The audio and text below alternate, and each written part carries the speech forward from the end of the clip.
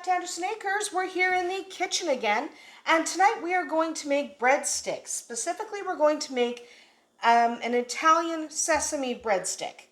All right, so to do that, we just have a very simple recipe to start with. So what we're going to do is we're going to make it in the bread maker. Now, of course, you can still do this with your mixer or you can do it by hand. However you like to make your bread dough, make your bread dough. But I'm going to use my bread maker, which will mix, knead, and handle the first rise for me, so I don't have to do any of that manually.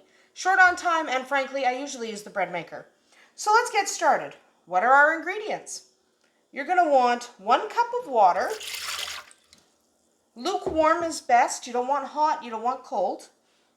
You're going to want about a tablespoon of butter. I do recommend butter in this recipe, just because it makes for a really nice, rich breadstick. You are going to want 1 teaspoon of salt. Any salt you've got is fine. I'm using a table salt, but a kosher or a Himalayan, it doesn't matter. 1 tablespoon of sugar. Yes, I use sugar in my breads. It helps speed up the rising process. If you skip the sugar, you do have to remember that you're going to lengthen your rise time. But it's so little sugar, you don't taste it. It's not a sweet bread. You want 1 teaspoon of garlic powder. That's a coarse garlic powder. You can do a fine garlic powder. It doesn't really matter. And we're going to do 3 cups of just your regular bread flour or your all-purpose flour. Whatever you normally use in bread is what you're going to use here. And our final ingredient is our yeast. I am doing 1 heaping teaspoon of bread machine yeast. Now we're going to pop that in the bread maker. We'll come back in about an hour and a half and I'll show you what to do next. All right, our bread dough is finished. So now what we want to do, we want to be able to cut it and then transfer it to our baking sheet. So I'm using a liner. I've always used my copper liner. You've seen it in many videos if you watched my baking videos.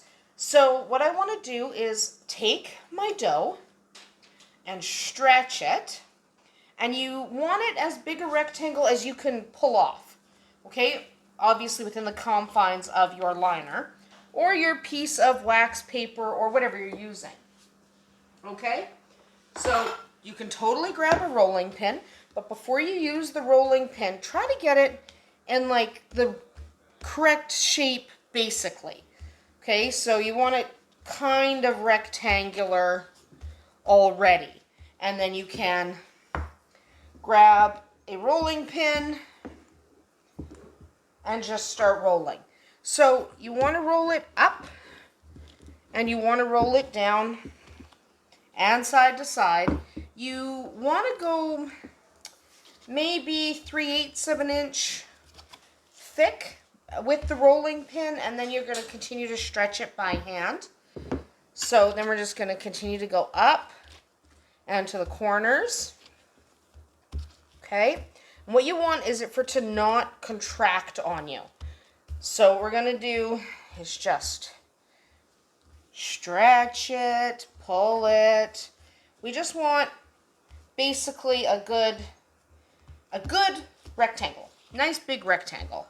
Okay, you don't have to go all the way to your edges, but it's good to kind of get there. So you don't have to go all the way, but like that's about good. Now what we're going to do is we're actually just going to let this sit for, about 15 minutes. We're not going to touch it. We're just going to leave it alone. While we're leaving it alone, you might want to preheat your oven to 375 degrees Fahrenheit. We'll be back in about 15 minutes or so. All right, our dough has been sitting. It is now relaxed. So now we have to turn it into breadsticks because that's not breadsticks. So to do our sesame breadsticks, our Italian sesame breadsticks, you're going to need an egg. So just take that egg and kind of just smash it up with a basting brush. It doesn't have to be perfect. Smash it up with a basting brush. Now you're going to coat this entire thing in egg. Okay, you don't have to get like super crazy, but you do want it covered. Okay. You do want it covered up with egg. Remember, this is a nice garlicky dough. So it will have a lot of really yum flavor. Okay, you're not going to use your whole egg probably. So now you're going to take some sesame seeds and you're just going to cover the thing in sesame seeds. I'm going to make sure I'm using my shaking end. Okay, cover that up in sesame seeds. Be generous, or not so generous if you don't like sesame seeds that much, but really, this needs sesame seeds.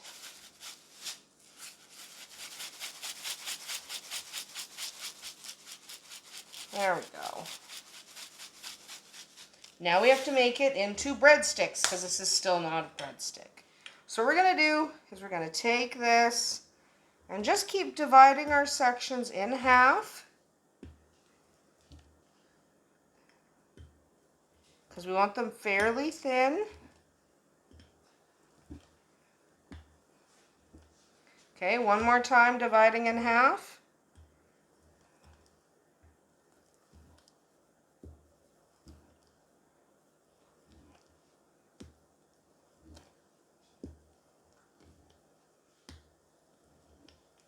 And then we're going to divide in half this way.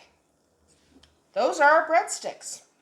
So what you're going to do, you're going to take this entire thing and slide it onto a pan. I usually do that just by lifting it up. Push it forward, lift it up, just pull. Okay, just like that. And now you are ready to bake them. Now you're going to bake your breadsticks for about 20 to 25 minutes, depending on how dark you want them. Don't separate them before you bake. All right, so we're going to bake these at 375 degrees Fahrenheit for 20 to 25 minutes. Let them get as dark as you like, but don't go past 25 minutes. Here are our Italian sesame breadsticks. They are fantastic, and to eat them, you just pull one off the edge and enjoy. They are fun, they are easy to make, and they really go over well with most crowds.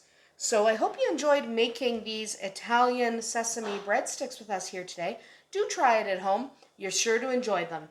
We'll see you tomorrow.